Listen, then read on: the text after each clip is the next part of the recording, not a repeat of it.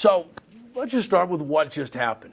Behind closed doors, you met with 150-ish men and women from here in the Rocky Mountain region. What was your message?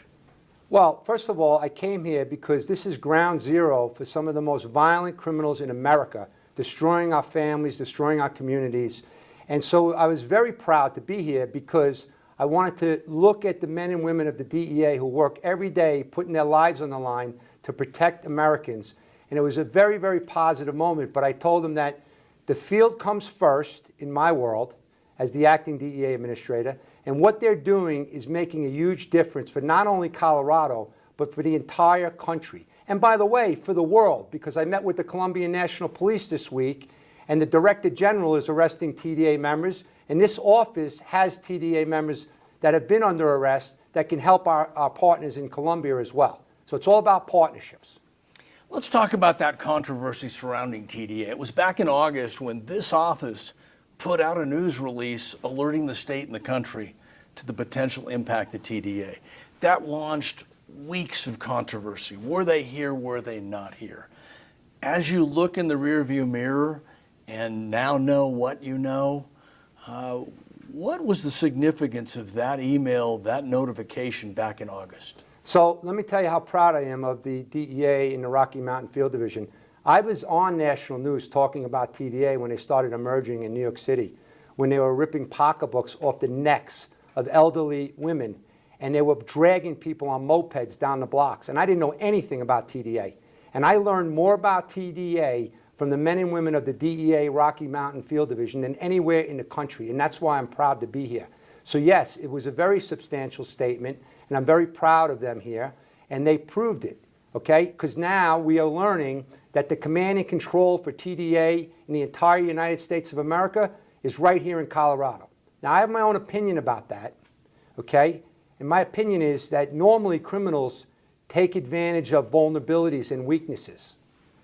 And in my opinion, right, people in this state have allowed illegal, violent criminals in here at record levels, but I got a warning for the TDA members.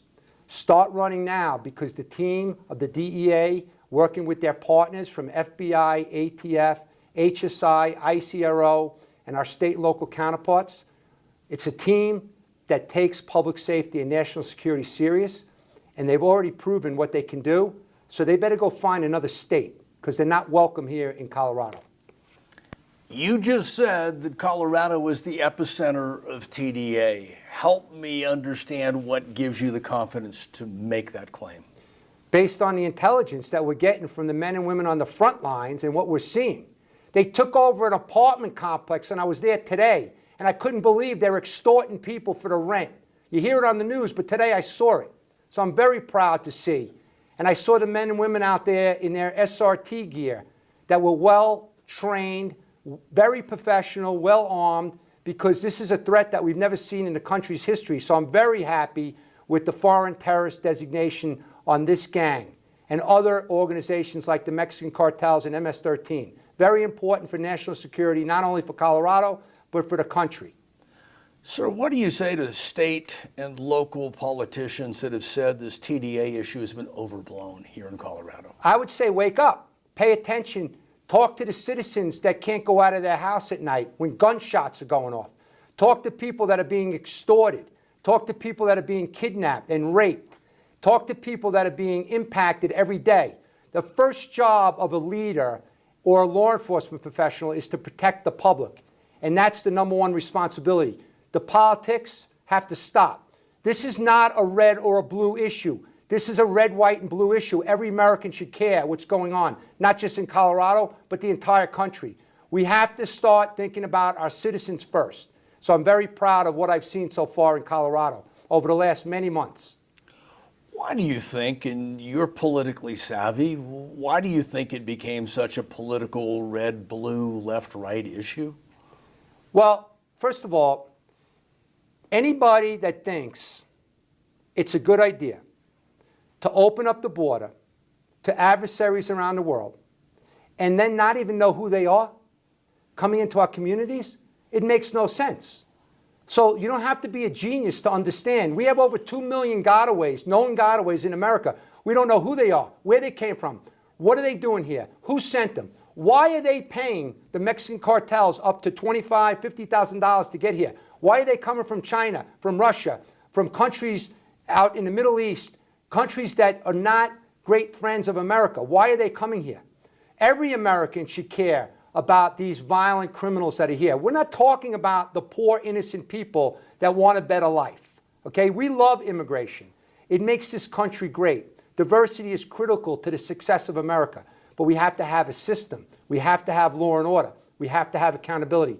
But what I'm proud to report is that right now, the cartels, the MS-13, the violent gangs like Tren de Aragua, they're going to be held accountable.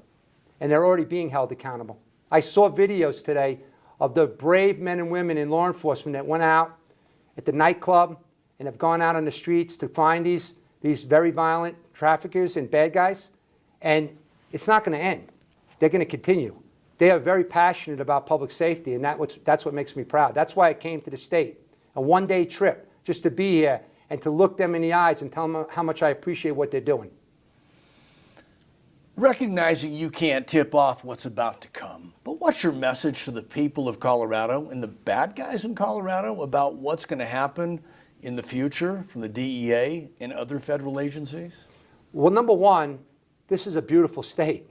I mean, the views that I just saw out of the office here in the beautiful mountains, the snow-capped mountains. So the people of Colorado deserve better. Law enforcement is paid to keep people safe. We take that very serious. My brother died in Afghanistan. He came back in a body bag fighting for this country. And what I see is a powerful force of good in Colorado that wants to destroy evil. What is bad about that? How can anybody suggest that that's a bad thing? They get paid, and by the way, they don't make a lot of money.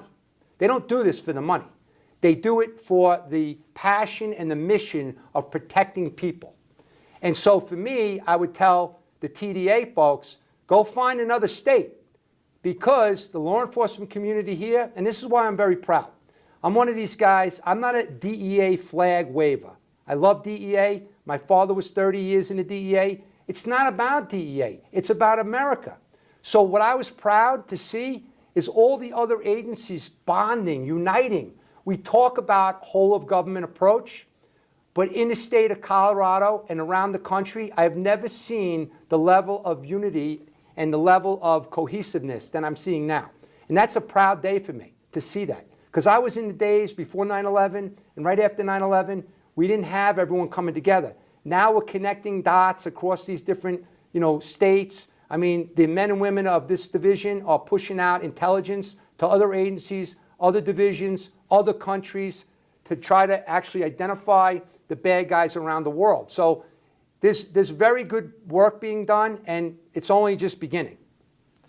We talked at the beginning when you walked in about that operation on that Sunday morning. I want to go back to that. What message did your administration send on that Sunday morning, not just to Colorado, but the rest of the country? There must be law and order. There must be accountability. And the men and women of this law enforcement community, not just in Colorado, but around the country, are going to hold these criminals accountable. And they're going to continue as hard as they have to work. But now they have the support at the top. They have the support to do their job. And the public's going to start appreciating it, because this is impacting all of the public. This is not just one community. These violent thugs are all over the country. Tren de Aragua has branched out to many, they're in South America, right? They're already in America in many states. And so we're going to continue to follow them. We're going to continue to pursue them, but we want to put them out of business. We want to send them back home. Let's talk. We have time for one last question. Okay. Let's talk about the criticism. Many point and say that you may have only got one really bad guy in Colorado. Questions about the names, the charges. How do you address the criticism that the operations have received here in Colorado and around the country? For the critics, why don't they come out to the nightclub in the middle of the night, leaving the family behind? The brave men and women are going to continue to do it. If they take one bad guy off the street, how many lives did they save? Just like when they seized 100,000 fentanyl pills. If 5 out of 10 pills can kill, how many lives are they saving? So the critics need to get a life and stop being critical and come out and join the fun. on the streets. The men and women are doing God's work and they're saving lives, and that's a good thing. Just one more if I can. Is there a way to calculate the impact these operations have had by getting people to self-deport? Do you have any data, any information? What does the American public need to know? Well, we're the DEA, and we're going to continue to go after the worst drug traffickers and narco-terrorists and terrorists now. We're going to continue to clean up the communities.